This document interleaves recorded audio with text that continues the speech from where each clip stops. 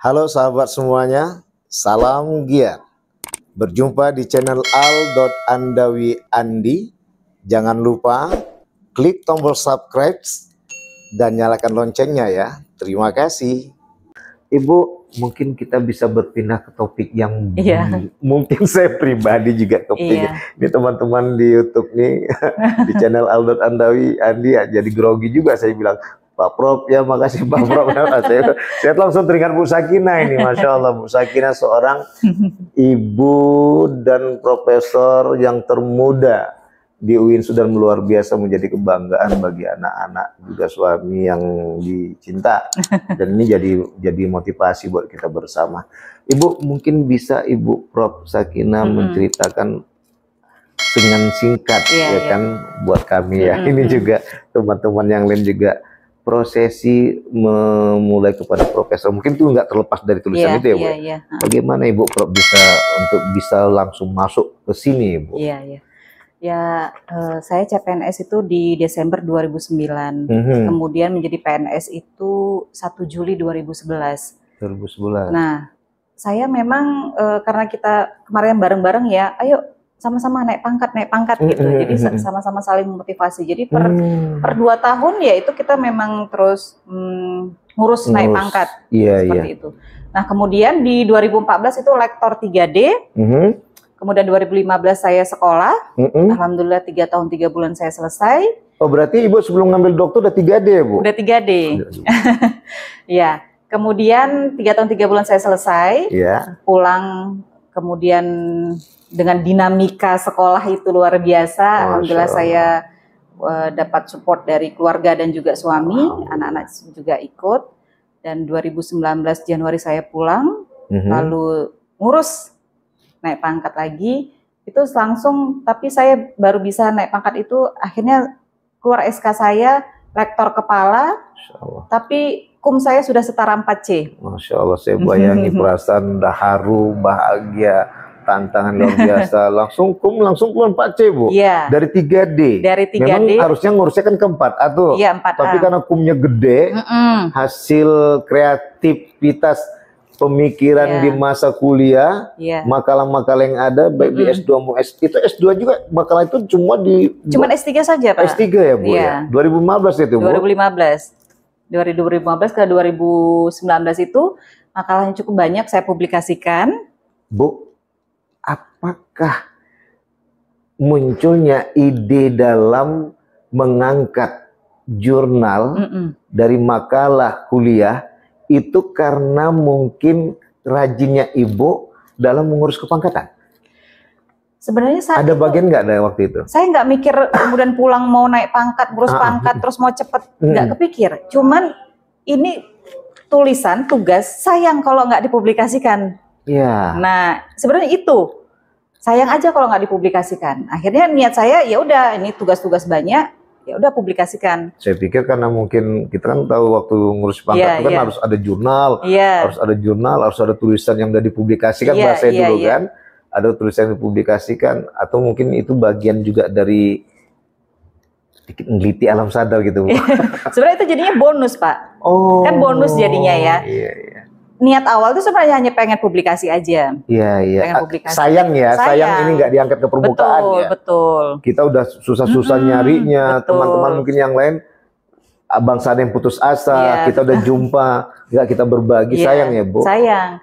Jadi karena memang di UGM itu kita dituntut untuk tugas itu harus perfect gitu kan, harus bagus gitu ya. Jadi saya ngeliat sayang aja nih gitu. Kemudian publikasikan dan untuk naik pangkat akhirnya dipakai dari situ, sebenarnya itu jadi bonus kan. Jadi bonus karena udah publikasi itu tadi. Kemudian Ibu langkah ke profesor tadi gimana tadi? Kemudian Desember 2019 kan keluar tuh lektor kepala 4A, tapi kumnya setara dengan 4C. Nah kemudian 2 tahun kemudian ya itu tadi Scopus kan harus ada. Nah saya karena kemarin sudah, artinya karena sudah menulis kayaknya apa ya, tergerak sendiri gitu loh Pak. Tanggung nggak langsung dijebolin itu apa ya, gerbang Scopus itu ya. Coba Ibu cerita Scopus tadi. Kan ini kan banyak yang susah, ribet, payah gitu. Ibu gimana cara mulai menggebrak gerbang itu perlahan-lahan dia terbuka sehingga bisa masuk, gimana? Jadi kan, nah pada saat itu kan kemudian pandemi. Nah, alhamdulillahnya tema-tema tentang pandemi itu kan memang kemudian menarik untuk dibahas. Selalu dikupas selama 2 tahun lebih 2 tahun itu. Dan alhamdulillahnya saya mengungkapkan tentang ya terkait dengan disertasi saya, kemudian Scopus saya itu masih terkait dengan kondisi pandemi. Nah, intinya memang saya harus tampilkan penelitian sebelumnya apa, lalu saya kasih yang baru nih apa gitu. Dan alhamdulillah cuman begitu submit 2 bulan dapat email dari reviewer dari tim jurnal. Mereka sangat tertarik dengan penelitian saya dan akan dipublikasikan, tapi harus ada diperbaiki dulu. Berita dari pandemi itu ya Bu? Berita dari pandemi itu. Karena saya masukkannya itu alhamdulillah ke Q1 dan dia gratis. Jurnal yang SJR-nya itu 1, sekian.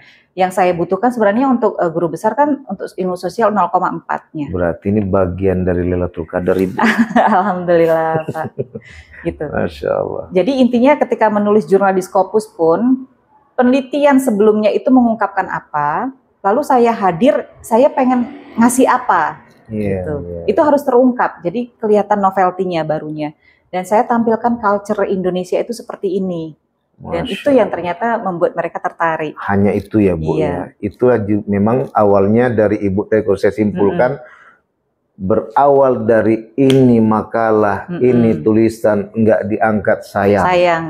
Nggak dibagikan pun sayang. Yang kedua adalah hal yang menarik yang peristiwa yang terjadi dan ini pun kalau nggak diberbagikan pun sayang. Sehingga akhirnya muncul tadi untuk menampilkan berita apa yang terjadi yang sebelumnya dengan yang sekarang dikorelasikan sehingga ditampilkan dan mereka mungkin juga mau meriset ya Bu ya. Bagaimana pandemi di Indonesia, bagaimana pandemi di Asia, bagaimana pandemi di Barat dan di Eropa, di Timur Tengah. Luar biasa. Jadi Bu sebenarnya nggak ada yang susah untuk profesor tuh ya Bu. Nggak ada yang susah Pak. Yang susah tuh malas ini ya Bu. Melawan malas ini. Melawan malas ini ya Bu. Tapi alhamdulillah terima kasih Bu Prof. Dr. Sakinah Daulay MA yang alhamdulillah telah menginspirasi. Tadi sempat juga saya melihat rasa yang bahagia. Mungkin ada satu yang bagaimana tantangan yang dihadapi, entah kenapa kontak ke saya, mungkin karena mungkin bidangnya tasawuf ya Bu ya. Terasa langsung cep membah gitu ya Bu ya. Itu juga yang kita rasakan alhamdulillah.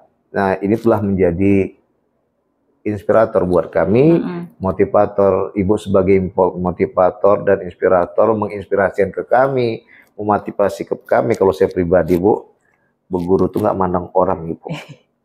Masya Allah. Dan yang menjadi luar biasa adalah tamparan bagi kami, Ibu bisa, kenapa kami nggak bisa.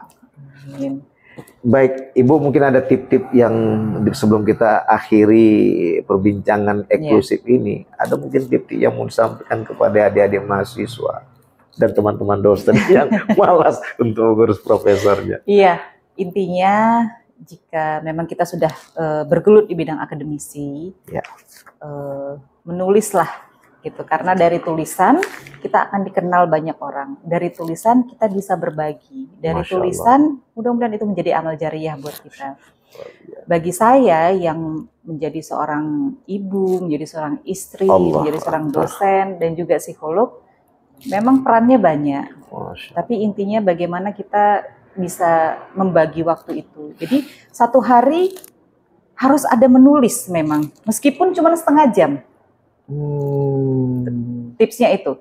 Jadi satu hari minimal 30 menit saja harus ada untuk menulis.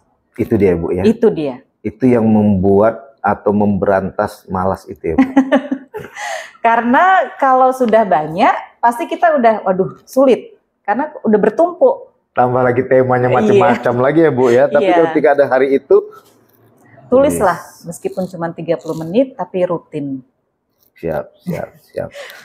Baik Ibu, terima kasih banyak. Sebelumnya teman-teman sekalian, teman-teman YouTube berada setia di channel Albert Andawi Andi. Alhamdulillah kita sudah banyak dapat ilmu Ibu memotivasi kita, Ibu menginspirasi kita, dan juga menegur kita dengan belayan penuh kasih sayang agar malas nih jangan sampai. Kadang malas nih dimarahi ngunjak, Bu. Iya, betul. Tapi ketika Ibu berbicara itu tamparan yang penuh dengan syahdu membangkitkan kami, mudah-mudahan keluar dari ruangan ini nggak balas lagi, insya Allah.